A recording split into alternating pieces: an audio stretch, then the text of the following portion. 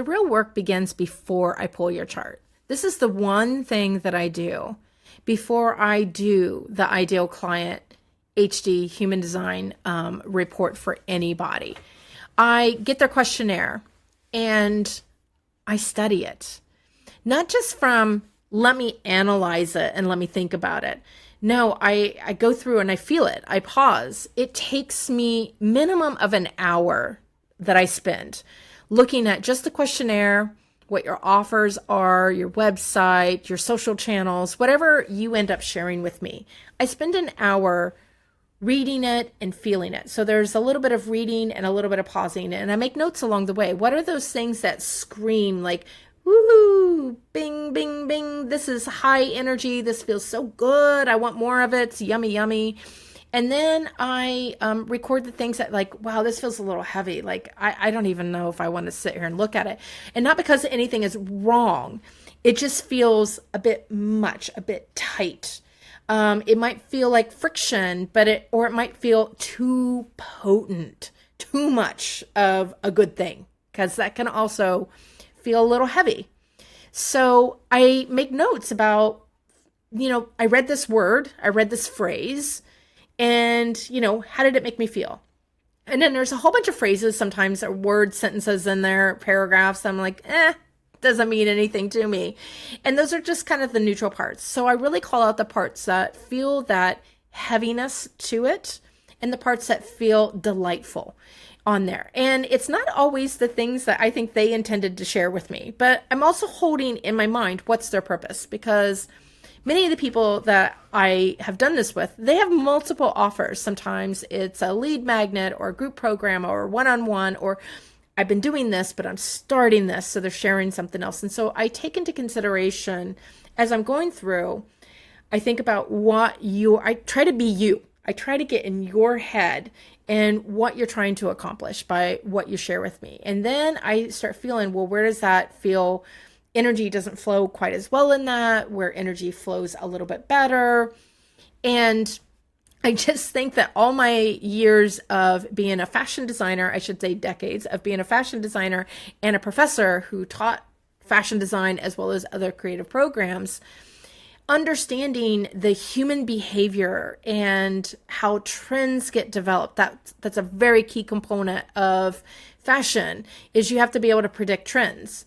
And that means you have to live in them. You have to get in the mindset of who your customers are and what they're, not just which colors they're going to like, what fashion, details are they going to be interested? What are they actually doing while they wear these? Where are they going? Why would they buy more than one? Why would they only buy one? What would they put it with?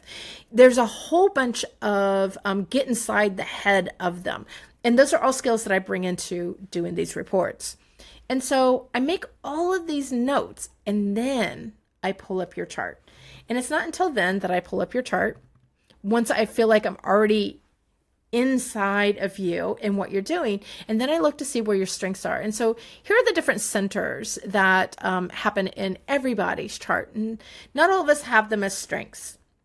And even the ones that are strengths, there's the ones that you can tell are effortless, because oftentimes what ends up happening in the chart, in the information, whether it's in the questionnaire that you give me or when I'm reading your offer, it's not the things that they play up, but I can see it's in their chart, and there'll be these like small little mentions, like 2-word phrases every once in a while that hint around about it, because I know what it's like. Mine is the solar plexus, and mine feels so effortless, especially this creativity thing. And I'm always like, why would anybody pay me for that? Like, you should pay me for something else that's harder.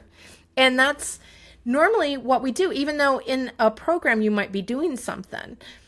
It's that effortless thing that draws people into you. And that's what I'm looking to point out in the report. But I do this by really shifting into who you are and what you're trying to accomplish.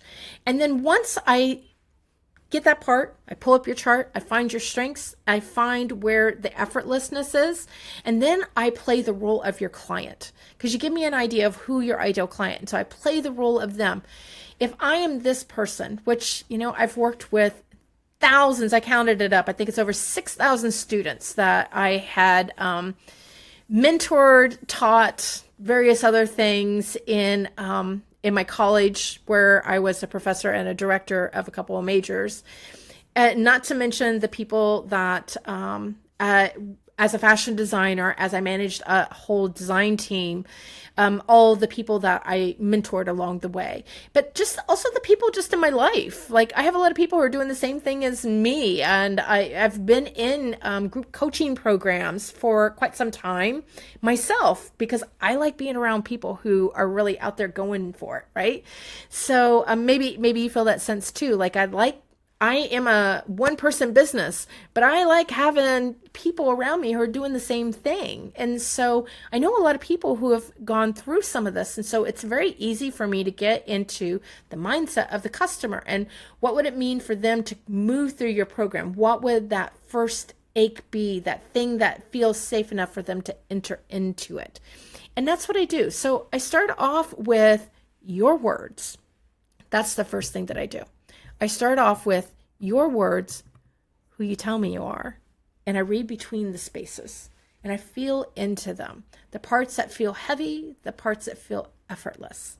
And then I listen to what you're trying to accomplish, because my recommendations will be different based on what you're trying to accomplish. So I pick the one thing that you're trying to accomplish, and then I go and I look up, where are your strengths according to human design, and I use that as a tool.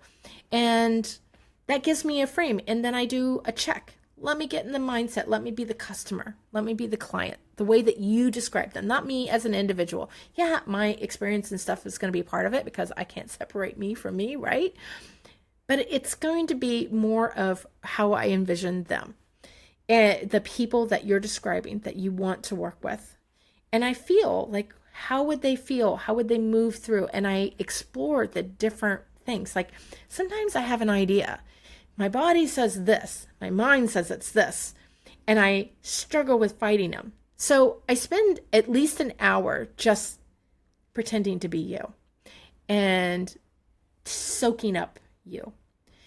Then I go through and I find out what your information is. Then I spend about another hour being the customer and going into that, because I often have conflict within me. So I literally go through all of the different ways that you can look at it. I go through all of the centers, no stone unturned, because it's not just simply my initial gut reaction, because that might be to me and not enough of everything else.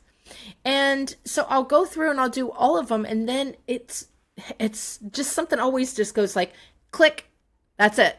This is the one.